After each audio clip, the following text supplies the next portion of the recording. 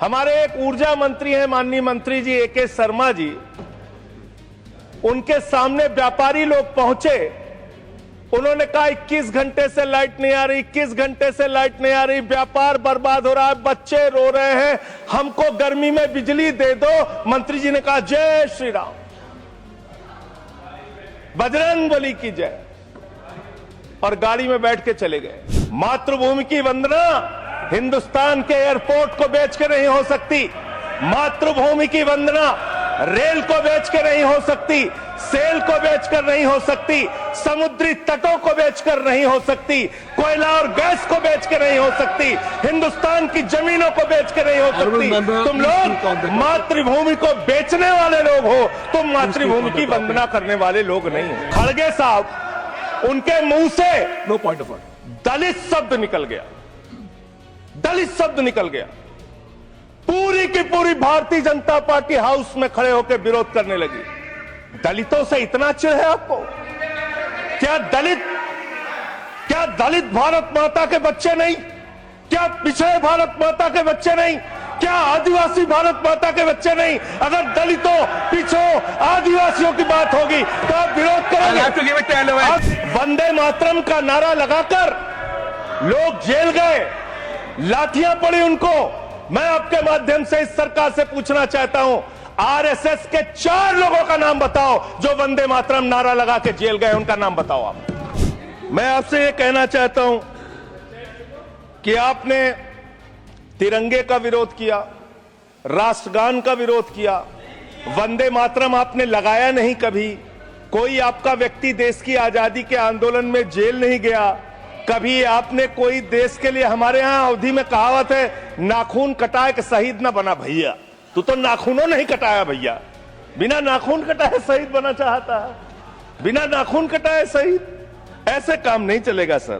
बच्चों शांत हो जाओ, बच्चों शांत, बच्चों हल्ला मत करो। पहले ये तय करो कि वफादार कौन है, ये वक्त तय करेगा कि गद्दार कौन है।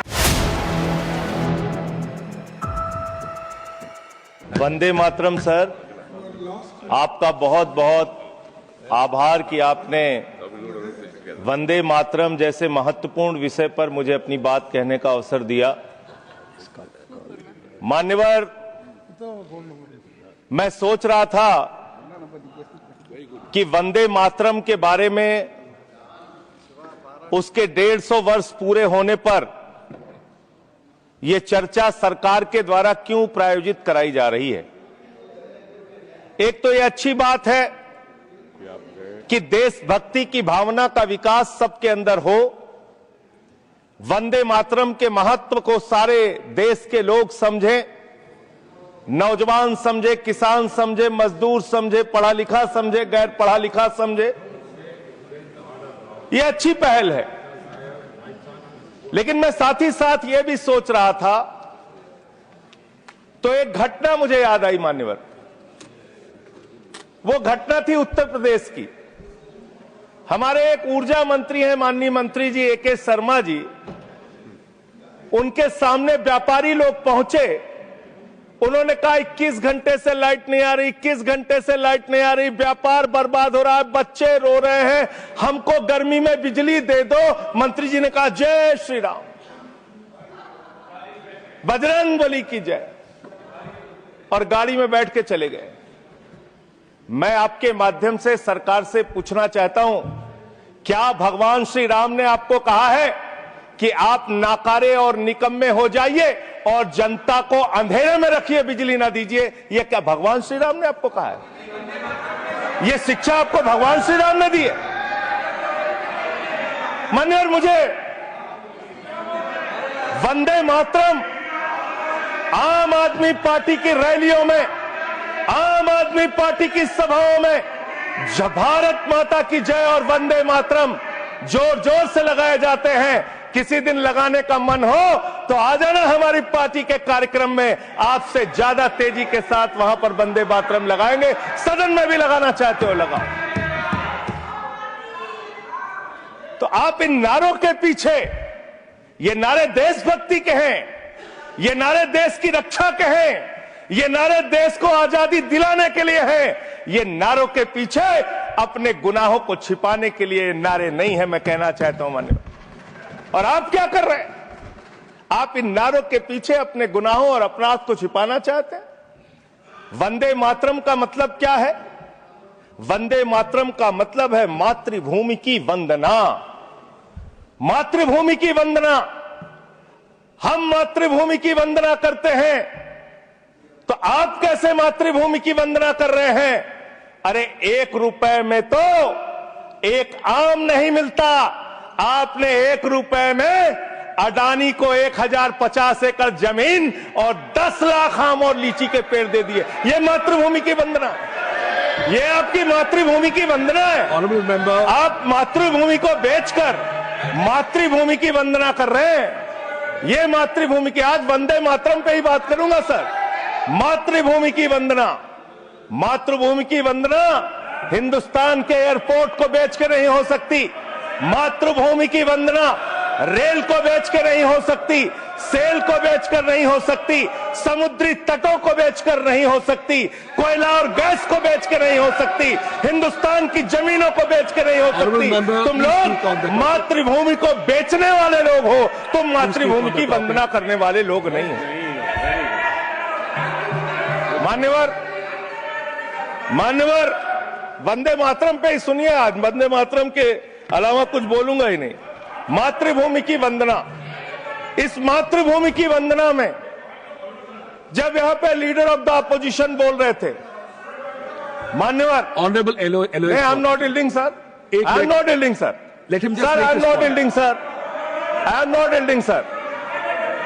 जब लीडर ऑफ अपोजिशन बोल रहे थे, ऑथेंटिकेट इट प्लीज देन। जब leader, sir I am not yielding, sir I am not yielding. जब यहां पे लीडर ऑफ अपोजिशन बोल रहे थे, नो पॉइंट ऑफ ऑर्डर, खड़गे साहब, उनके मुंह से नो पॉइंट ऑफ ऑर्डर, दलित शब्द निकल गया, दलित शब्द निकल गया। पूरी की पूरी भारतीय जनता पार्टी हाउस में खड़े होकर विरोध करने लगी। दलितों से इतना चिढ़ है आपको? क्या दलित भारत माता के बच्चे नहीं? क्या पिछड़े भारत माता के बच्चे नहीं? क्या आदिवासी भारत माता के बच्चे नहीं? अगर दलितों, पिछड़ों, आदिवासियों की बात होगी तो आप विरोध करोगे। आप विरोध करोगे। You are not on the topic. LOH. Just need a minute. LOH. Sir, 2 बातें हैं। Please. LOH is on its legs. LOH is on its legs. Sir, 2 बातें हैं। एक तो हम चाहते हैं कि डिबेट, हेल्दी डिबेट हो, तर्कों के साथ हो। अभी इन्होंने आरोप लगा दिया कि दलितों पर बीजेपी वाले एकदम हल्ला करने लगे। ऑन रिकॉर्ड है, मैंने कहा है दलित के विषय में कि ये हमारे पूज्य हैं, हमारे भाई हैं। ये ऑन रिकॉर्ड है। इस तरीके के स्वीपिंग स्टेटमेंट्स न दें और इस हाउस के माध्यम से देश को गुमराह न करें, नंबर 1। नंबर 2, आपने कहा ये बेच दिया, ये बेच दिया, ये बेच दिया। आई से please authenticate on the floor of the house what ever you have charge. देखिए, आज सर बहुत अच्छी बात गृह मंत्री जी भी कह के गए और लीडर ऑफ द हाउस भी कह रहे हैं कि जो कुछ भी मैं बोलूं उसको ऑथेंटिकेट करूं। और मैं आपसे अनुरोध कर रहा हूं सर कि अगर मैं ऑथेंटिकेट ना करूं तो मेरे खिलाफ कार्रवाई की जाए। एक एक चीज मैं ऑथेंटिकेट करूंगा। अगर मैं कोई बात कह रहा हूं तो उसको ऑथेंटिकेट करूंगा। दूसरी बात, शहीद खुदीराम बोस की बात हुई सर, कल उस सदन में चर्चा हुई। हिंदुस्तान के सबसे युवा क्रांतिकारी जिन्होंने फांसी के फंदे को चूमा, वंदे मातरम का नारा लगाया। शहीद खुदीराम बोस, शहीद रोशन सिंह, शहीद राजेंद्र लहड़ी, शहीद अशफाक उल्ला, शहीद राम प्रसाद बिस्मिल, शहीद प्रफुल्ल चाकी, हिंदुस्तान के तमाम क्रांतिकारियों ने जब फांसी के फंदे को चूमा, शहीद आजम भगत सिंह, शहीद सुखदेव, शहीद राजगुरु, सबने वंदे मातरम का नारा लगाया। सबने वंदे मातरम का नारा लगाया। और शहीद खुदीराम बोस को अब आप याद कर रहे होंगे, मैं पिछले 31 साल से 3 दिसंबर को शहीद खुदीराम बोस की जयंती का आयोजन करता हूं। मेरी संस्था का नाम शहीद चंद्रशेखर आजाद के नाम पे है। शहीद खुदीराम बोस हिंदुस्तान के वो क्रांतिकारी थे, जब उनको फांसी के फंदे पे चढ़ाया गया और उनका जब अंतिम संस्कार हुआ तो जो राख उनके अंतिम संस्कार से निकली मान्यवर, उसको बंगाल की माए तावीज बना के अपने बच्चों को पहनाती थी कि ऐसे ही बनना हिंदुस्तान के लिए क्रांतिकारी। यह इतिहास, यह हिंदुस्तान का इतिहास। लेकिन मैं आपके माध्यम से इस सरकार से पूछना चाहता हूं, आपके पुरखे इस वक्त क्या कर रहे थे जब शहीद आजम भगत सिंह वंदे मातरम लगा रहे थे, शहीद सुखदेव वंदे मातरम लगा रहे थे, शहीद राजगुरु वंदे मातरम का नारा लगा रहे थे, शहीद खुदीराम बोस वंदे मातरम का नारा लगा रहे थे। उस वक्त आप क्या कर रहे थे? क्या कर रहे थे आप?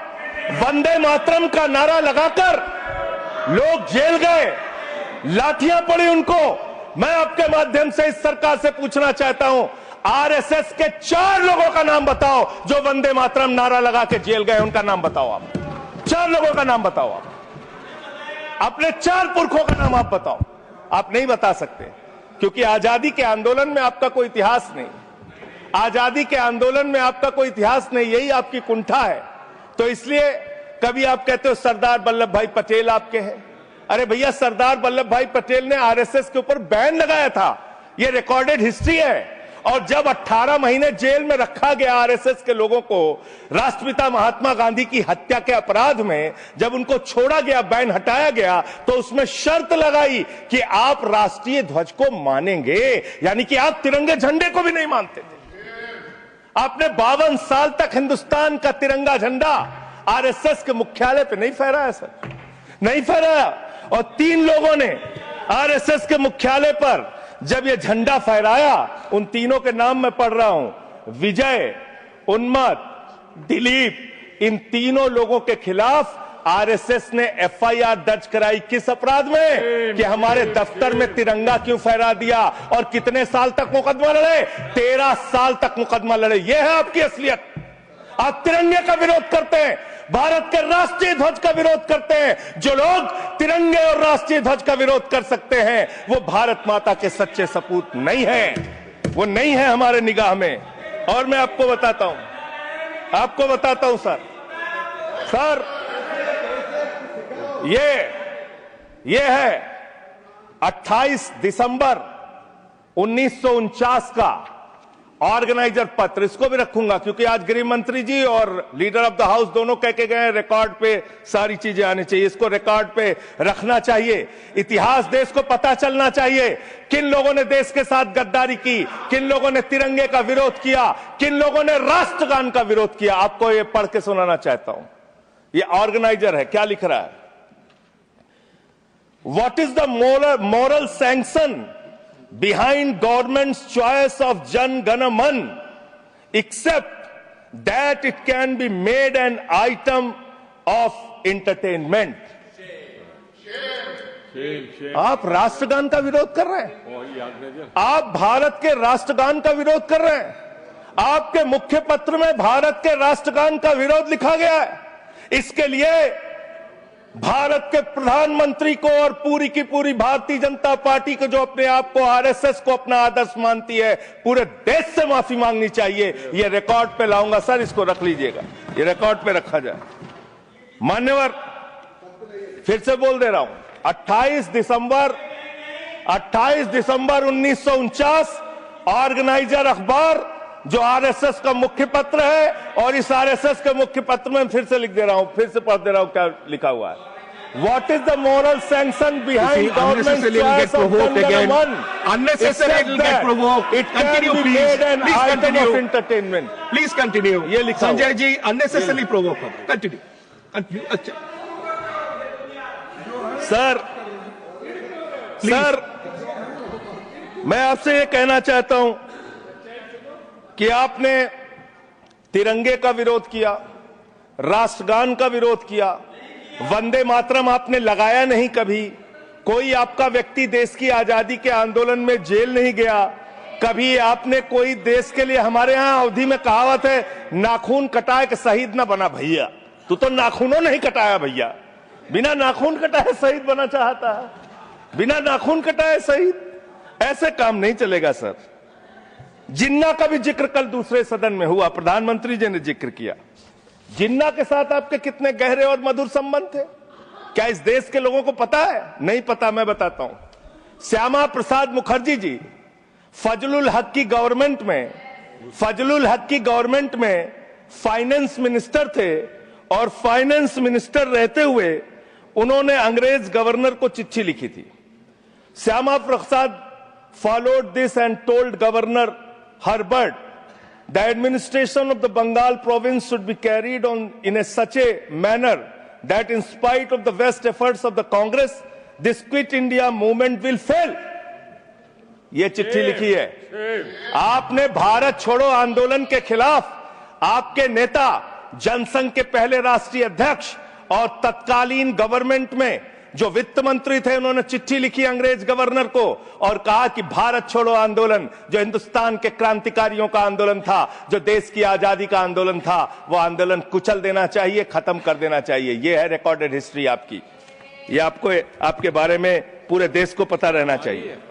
अब जिन्ना, हाँ, इसको भी सभा के पटल पर रखूंगा। जिन्ना और आपके रिश्ते क्या थे? कितने मधुर रिश्ते थे। एक राज्य में सरकार नहीं बनाई मान्यवर इन्होंने। नॉर्थ वेस्ट फ्रंटियर, सिंध प्रांत और फजलुल हक की गवर्नमेंट। फजलुल हक वो शख्स है जो पाकिस्तान बनने के बाद वहां की सरकार का गृह मंत्री बना। आपके रिश्ते उन लोगों के साथ थे, ये देश को पता होना चाहिए। इसलिए आप किसी को भी देशभक्ति का प्रमाण पत्र बांटने का काम मत कीजिए। आप वंदे मातरम लगाने का काम कर रहे हैं और देश की सुरक्षा के साथ खिलवाड़ कर रहे हैं। आप भारत की सेना को 4 साल के अग्निवीर पे लेके आ गए, जो हिंदुस्तान की सीमा की सुरक्षा करने वाले हैं, जो वंदे मातरम का नारा लगाते हैं हमारे जवान, हमारे सैनिक, जो -50 डिग्री टेम्परेचर में सियाचिन में और +50 डिग्री टेम्परेचर में जैसलमेर में भारत की सीमाओं की रक्षा करते हैं, इस मातृभूमि की रक्षा करते हैं। उनके पीठ में छुरा मारने का काम आपने किया, उनकी नौकरी 4 साल की कर दी अग्निवीर की। आपको मातृभूमि से प्यार है, आप देशभक्ति की बात करेंगे, आप देशभक्ति की बात कर रहे हैं। अरे मैंने साइकिल चोर सुना था, लॉकेट चोर सुना था, स्कूटर चोर सुना था, मैंने सुना था तमाम तरह के चोर होते हैं। आप लोग तो वोट चोर निकल गए हिंदुस्तान के अंदर। वोट चोर, 3 करोड़ वोट उत्तर प्रदेश में 3 करोड़ वोट की चोरी करने जा रहे हैं। कल की मीटिंग में पता चला 17.5% वोट उत्तर प्रदेश में काटे जाएंगे। आप ये कर रहे हैं, ऐसे लोकतंत्र को मजबूत करेंगे? ऐसे आप मातृभूमि की सेवा करेंगे? ऐसे आप मातृभूमि की वंदना करेंगे? मान्यवर, मैं आप लोगों से सिर्फ इतना कहना चाहता हूं मान्यवर आपके माध्यम से कि हमने फिल्मों में सीन देखी है, डाकू लोग आते हैं जय भवानी जय भवानी जय भवानी कह के और वो गांव का गांव लूट के चले जाते हैं। जय भवानी कह के गांव का गांव लूट के चले जाते हैं।